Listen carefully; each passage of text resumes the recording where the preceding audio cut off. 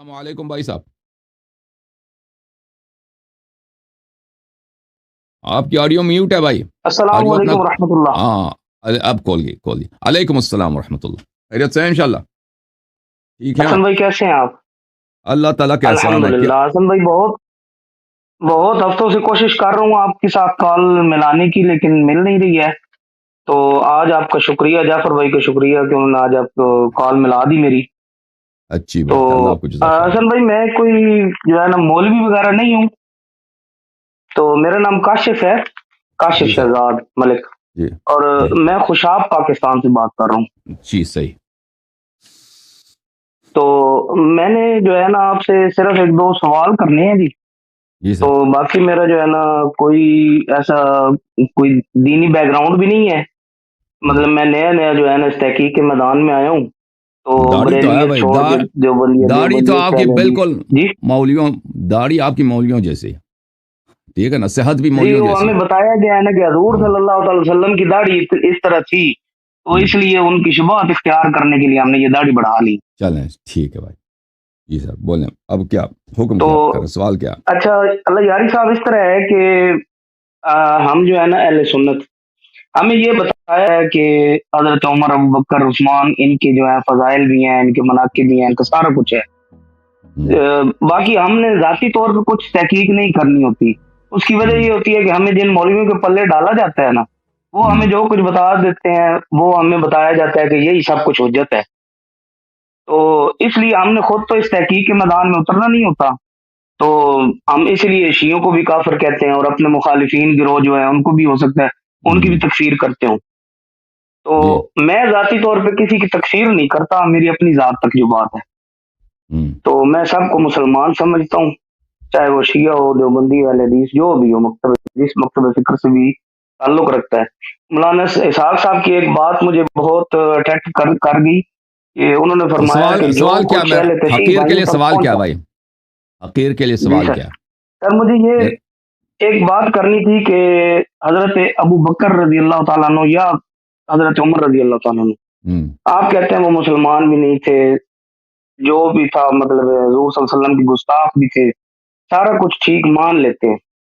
لیکن میرا سوال یہ ہے کہ کیا اگر قیامت کے دن اگر اللہ نے ہمیں اس موضوع پہ ہی پکڑ لیا کہ عمر ابو بکر تو ایسے تھے نہیں، تو تم لوگ ان کی گستاخی کیوں کرتے رہے ہو، ہم. تو ہم اس پہ کیا جواب دے سکتے ہیں وہاں پہ؟ تو ہم کہیں گے آپ کے قرآن میں جو لکھا تھا ہم نے قرآن کی تصدیق کی. جب قرآن مجید نے فرما جی جی دیا ہے ان کے جی مذمت جی میں آئے حبس عمل نازل ہوئی ہے نا. ان کے مذمت میں ان الذین صحیح. ینادونک من وراء الحجرات اکثرهم لا يعقلون ان شر الدواب عند اللہ الصم جی البکم الذین لا يعقلون. ہم کہیں گے کہ ہم نے آپ کے قرآن کی تصدیق کی، اور یہ ہو ہی نہیں سکتا نا. یہ اس طرح کوئی سوال کرے کہ اگر قیامت کے دن ہم، پتہ چلے کہ اللہ ایک نہیں چار ہے، ہم، قیامت کے دن پتہ چلے اللہ کی تو ہم، 10 بیٹیاں بھی ہیں، بیویاں بھی ہیں، تو اس دن کیا کرو گے. تو یہ ایک ایسی بات ہے نا کہ جو ناممکن ہے، ہو ہی نہیں سکتی. ہم، جب اللہ نے کہہ دیا، جب واضح دلائل سے ثابت ہو گئے کہ نبی پاک صلی اللہ علیہ وآلہ جی وسلم کے برحق جانشین اہل بیت اطہار علیہم السلام، اس کے دلائل بے شمار ہیں. جی ان کے جو برحق خلیفہ ہے، جی وصی ہے، ان کے بعد جو برحق بلا فصل امام ہے وہ حضرت امیر المؤمنین علی بن ابی طالب علیہ السلام ہے. جب یہ ثابت ہو گیا ایک جانب سے، دوسری جانب سے یہ بھی ہوگا کہ یہ جی سیاست کے لیے، دنیا کے لیے ان لوگوں نے خلافت امامت پہ قبضہ کیا ہے، اور ان کے جی ہم نے آپ کی اپنی کتابوں سے ان کے کارنامے ثابت کیے ہیں. تو پھر تو بحث جی کی کوئی گنجائش ہی نہیں رہتی نا. کہ پھر یہ کہتے ہیں کہ اللہ نے اگر کہہ دیا، اللہ کیسے کہہ سکتا ہے بھائی کہ تم نے قرآن کی کیوں مخالفت کی ہے، کہ تم نے قرآن کی کیوں اتباع کیا، قرآن کی کیوں تصدیق کیا، ٹھیک ہے، میرے حبیب صلی اللہ علیہ وسلم کی شریعت کی جی کیوں پیروی کیا. یہ تو ہو نہیں سکتا نا بھائی. ٹھیک ہے جی نا بھائی. صحیح ہو گیا. اور سر یہ پوچھنا تھا کہ رسول اللہ صلی اللہ علیہ وسلم نے ہمیں بتایا کہ اللہ ایک ہے، ہم نے مانا کہ اللہ ایک ہے. ہوں، رسول اللہ صلی اللہ علیہ وسلم کے ہوتے ہوئے حضرت ابوبکر، عمر، عثمان سب موجود تھے. انہوں نے گستاخیاں بھی کی، انہوں نے مطلب آپ کہتے ہیں شرک بھی کیا، سارا کچھ کیا. تو رسول اللہ صلی اللہ علیہ وسلم نے اپنی زندگی میں ان کو مطلب خارج کیوں نہ کیا اسلام سے، یا ان کا اعلان کیوں نہ کیا کہ یہ لوگ کافر ہو چکے ہیں یا مشرک ہو چکے ہیں؟ کر دیا نا بھائی. جی سر. یہ سورہ حجرات جو نبی صلی اللہ علیہ وسلم نے پڑھی ہے، تلاوت کی، اپنے نمازوں میں پڑھی، صحابہ کو بولا کہ خطبے دیے ہیں، بتایا ہے کہ اس کی سب کو پتا کہ اس کی شان نزول کیا ہے. جب یہ لوگ جنگ سے بھاگے تھے، سب صحابہ ان کو گالی دے رہے تھے کہ یہ جنگ سے بھاگ کے ڈرپوک ہیں، اور اس سے 2 ہفتے پہلے انہوں نے بیعت کی تھی کہ ہم مریں گے مریں گے لیکن ہم وہ بھاگیں گے نہیں. تو یہ تو کہنے کی ضرورت ہی نہیں ہے، جب سب لوگوں کو پتا ہے، اتنا واضح طور پہ پتا ہے کہ ان کا کردار ہی ایسا ہے کہ انہوں نے ایک دفعہ بیعت کرتے ہیں کہ ہم بھاگیں گے نہیں. قرآن کی آیات موجود ہے کہ پیغمبر صلی اللہ علیہ وسلم پہ وعدہ کرتے ہیں، خطبے دیتے ہیں کہ اگر تم جنگ سے بھاگ جاؤ گے، یہ گناہ کبیرہ ہے، ہمیشہ کے لیے جہنم میں جاؤ گے. اور پھر یہی بھاگ جاتے ہیں سب کے سامنے. تو پھر بھائی آپ کہتے ہیں پھر پیغمبر نے کیوں خبر نہیں؟ پیغمبر نے خبر دی ہے نا. آپ تاریخ پڑھیں، آپ لوگ کیوں تصدیق نہیں کرتے؟ پیغمبر نے بولا ہے، اللہ نے بولا ہے، وہ باتیں بہت واضح ہیں. تعجب یہ ہے کہ آپ اپنے آپ کو امتی بھی کہتے ہو، داڑھی بھی رکھتے ہیں نا، کہ یہ نبی صلی اللہ علیہ وسلم کی سنت ہے، لیکن ان کی اصل سنت جو ہے اس کو مانتے نہیں ہیں، ان کی اصل بات کو تو مانتے نہیں ہیں. ٹھیک ہے کہ نہیں؟ صحیح ہو گیا. اچھا سر، ایک بات مجھے یہ پوچھنی تھی کہ متع کے متعلق. متع ہم نے جو بچپن سے سنا ہے کہ متع جنگ خیبر کے موقع پہ حرام ہوا تھا. حضرت علی کی ایک حدیث ملتی ہے جس میں انہوں نے فرمایا تھا کہ جنگ خیبر کے موقع پر رسول اللہ صلی اللہ علیہ وسلم نے عورتوں سے متع اور گدھے کے کھانے کو حرام قرار دے دیا ہے. جی، جہاں تک گدھے کے کھانے کا تعلق ہے، آپ کے لیے حجت نہیں ہے. جی میں آپ کو بتا دیتا ہوں، آپ کی احادیث ہم پہ حجت نہیں. جہاں تک گدھے کا تعلق ہے تو وہ نبی صلی اللہ علیہ وسلم نے منع کیا تھا، اس لیے کہ لوگوں کو ضرورت تھی گدھوں کی. گدھے ادھر ادھر سامان لے جانے، وہ تحریم نہیں کیا تھا، پیغمبر نے عارضی طور پہ منع کیا تھا. تو یہ ایک نسخ، حکم کا نسخ نہیں ہے، یہ عارضی طور پہ ایک منع ہے. جہاں تک متع کا تعلق ہے میرے محترم بھائی، تو آپ کی اپنی کتابوں میں آپ کو بہت سارے دلائل دے دیتا ہوں کہ متع کو پیغمبر صلی اللہ علیہ وآلہ وسلم نے منع نہیں فرمایا. اچھا، اور اس کو بعد میں منع کیا گیا. اور یہ جو آپ نسبت دیتے ہیں نا کہ جنگ خیبر کے موقع پر رسول اللہ صلی اللہ علیہ وآلہ وسلم نے اس کو منع کیا، یہ ایک جھوٹ ہے، ایک تہمت ہے. پہلی بات ہے کہ متع کی جو حلیت ہے وہ قرآن میں، فَمَسْتَمْتَعْتُمْ بِهِ مِنْهُنَّ فَآتُوهُنَّ أُجُورَهُنَّ فَرِيضَةً.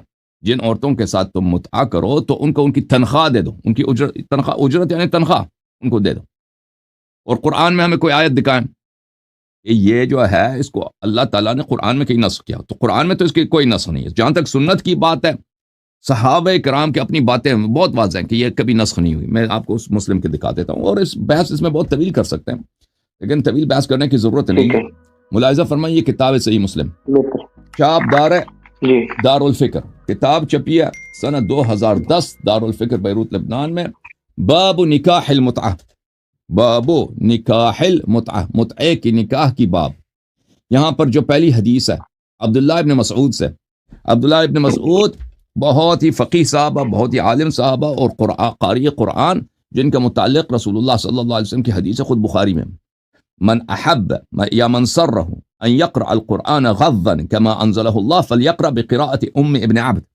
جو چاہتا ہے کہ قرآن کو اسی طرح تازہ فریش پڑھے جیسے اللہ نے نازل کیا، وہ ابن مسعود کی تلاوت پہ قرآن سیکھے، اس کی تلاوت پہ قرآن پڑھے. اچھا، یہ خود کہتے ہیں کہ ہم رسول پاک صلی اللہ علیہ وسلم کے ساتھ جنگوں میں جاتے تھے.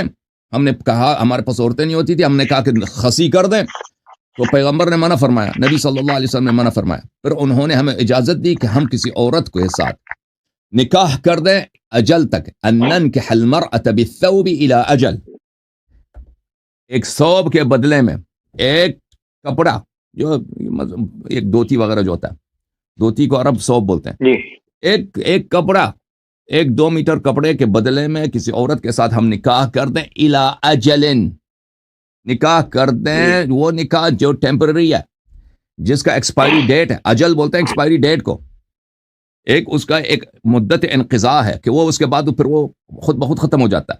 اچھا، ثم قرأ عبداللہ، اس کے بعد عبداللہ نے تلاوت کیا یہ آیت، یا ایھا الذین آمنوا لا تحرموا طیبات ما احل اللہ لکم ولا تعتدوا. اے ایمان والو، تم، یہ اس آیت کا متع سے تعلق ہی کیا ہے؟ عبداللہ یہ پڑھ رہا ہے، عبداللہ بن مسعود جو یہ آیت پڑھ رہا ہے اس کا تعلق ہی کیا ہے؟ کیونکہ بعض لوگ کہتے ہیں یہ حرام ہے. ہاں جی اس آیا کا متعے سے کوئی تعلق ہی نہیں ہے. آیا کو دیکھو, آیا کہتا ہے کہ وہ چیزیں جو اللہ نے طیب بنایا ہے, حلال کیا ہے, تم اس کو حرام نہ بناؤ. یعنی بے عبداللہ شک ابن مسعود مخالفت کا اظہار کر رہا ہے کہ اس کو پیغمبر نے کبھی حرام نہیں کیا. ان اللہ لا يحب المعتدین, اللہ تعالی حد سے تجاوز کرنے والوں سے محبت نہیں کرتا.